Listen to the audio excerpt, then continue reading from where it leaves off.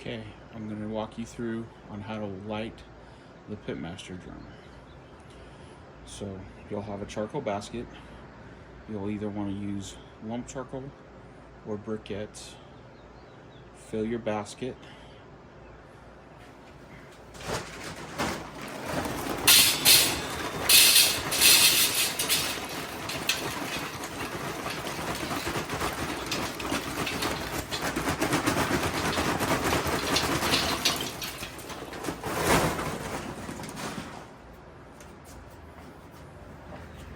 I always do more than I need.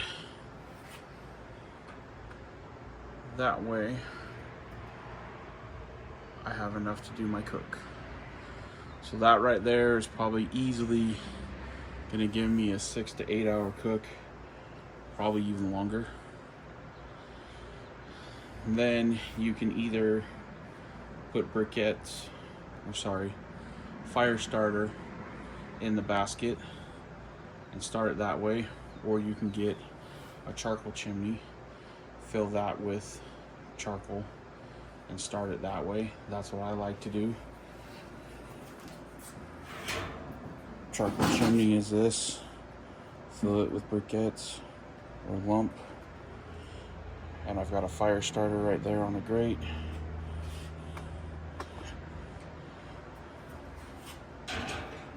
And then you light the fire starter.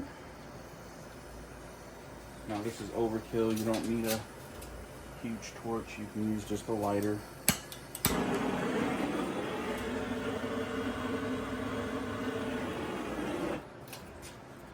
Here, as you can see, it's lit. Put the charcoal chimney right over top. You're going to want to let that go for probably 15-20 minutes.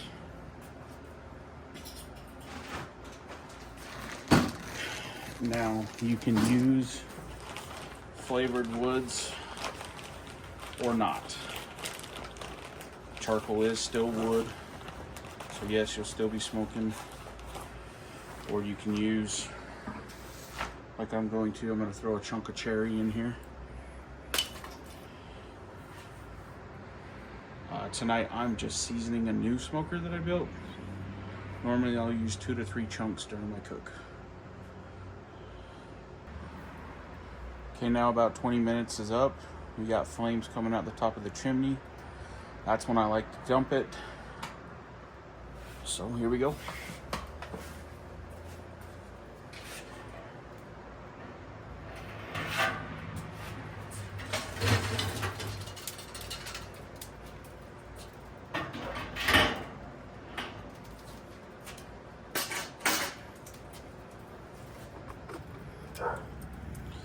And there's what it looks like. I try to ideally get it in the middle when I dump. And now if you have a digital thermometer, I like to put it in there.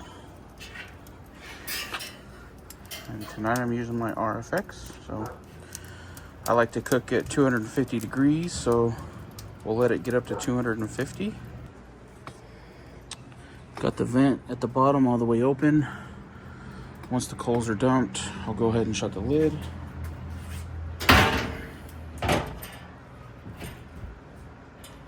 To close the lid, you want to lift up and then bring it towards you.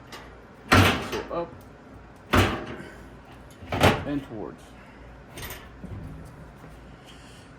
Your exhaust is all the way open, and I leave it like that the entire cook. Okay, now once the charcoal's dumped, shut the lid right away, and then you may or may not be waiting a while for the temps to come up to where you want to cook. When I dumped, I was instantly at 200 degrees, so I actually let it come up to 275. So I overshot my 250 goal, which is fine. Usually when you're cooking, you're going to put cold meat on and your temp will drop, so overshooting is fine. You just don't want to overshoot a ton. If you do, just close your air vents a little bit more. It's going to take you a few times to kind of get a hang of it, to know about where you're going to be when you first dump those coals. So If it's too hot, close your vents down. Not hot enough, leave your vents open. I know from experience, about 2 vent holes open, 2 rows, is gonna put me right where I wanna be at 250.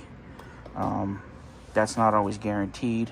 That's just a ballpark, a visual that I like to use. So, and then as you can see, this is running really clean. You can't even see the smoke. That is when you want to put your food on.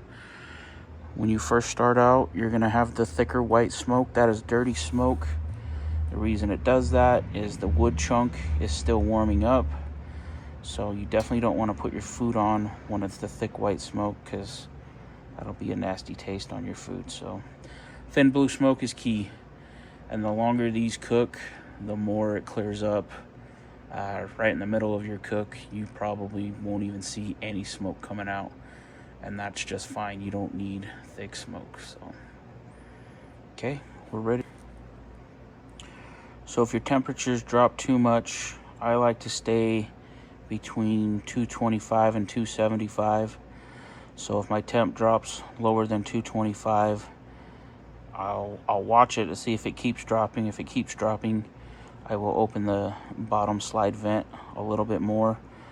The key to hitting your target temps is small adjustments and give it time to react. Give it a good 10-15 minutes and you should see temperatures moving the way you want. If it's too hot, close the vent down a little bit. Again, small adjustments and give it time.